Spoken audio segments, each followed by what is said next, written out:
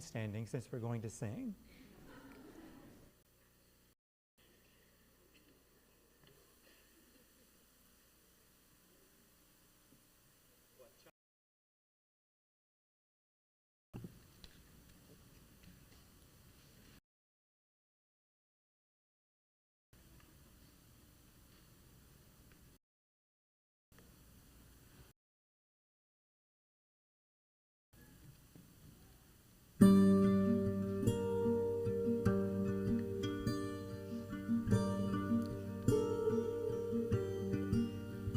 What child is this who lay to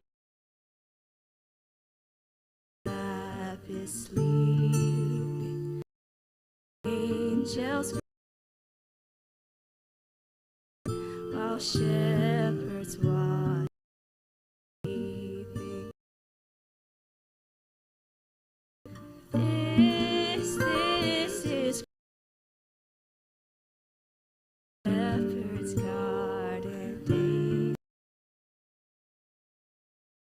days to bring him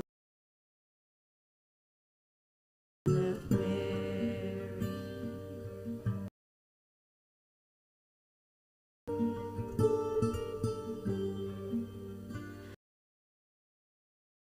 Incense, gold, and myrrh, compass and king to own the King of Kings.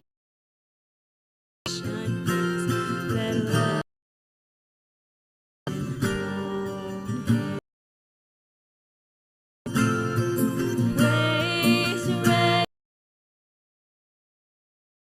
the Virgin sings her joy for Christ is born. This is Christ's born, and angels to bring him the Mary.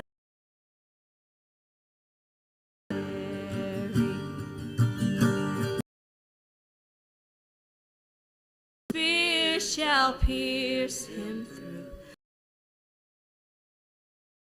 For me, for you, made flesh, the babe Mary.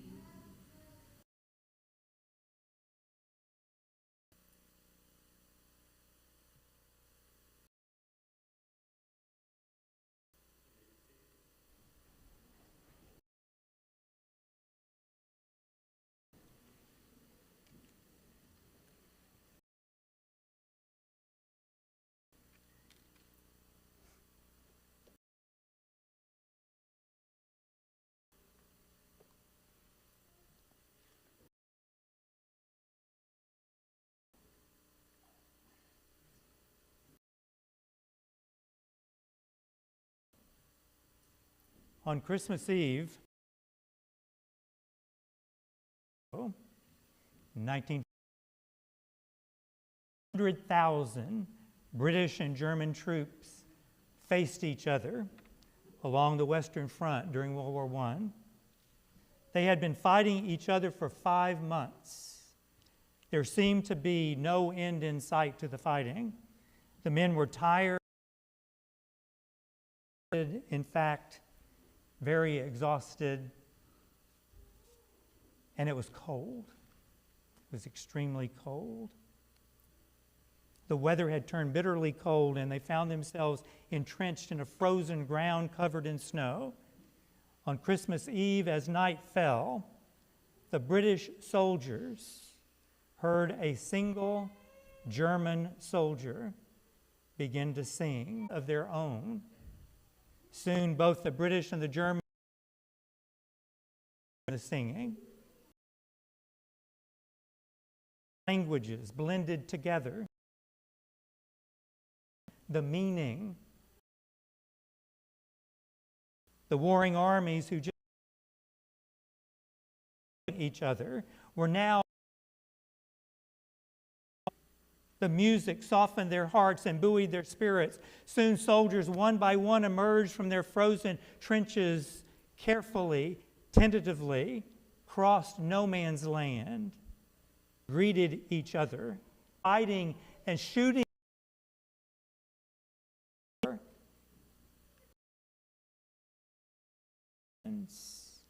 They exchanged tobacco and other personal in the area which had recently stopped. Who recently hostilities were retrieved and joint burial services went to work and conducted joint burial services for the dead. No commander had ordered this truce. The truce that ruled that day was one that began spontaneously, triggered by the singing of a Christmas carol. It lasted throughout that night and into Christmas Day. Henry Williamson, who was a British private in the London Rifle Brigade, wrote to his mother afterwards, and this is what he wrote to her. "Dear Mother, I'm writing from the trenches. It is 11 o'clock in the morning. Beside me is a coke fire.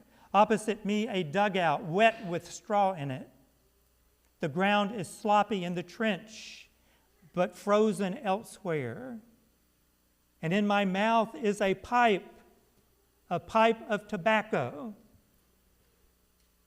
In the pipe is German tobacco from a German soldier, a live German soldier who gave it to me from his own trench.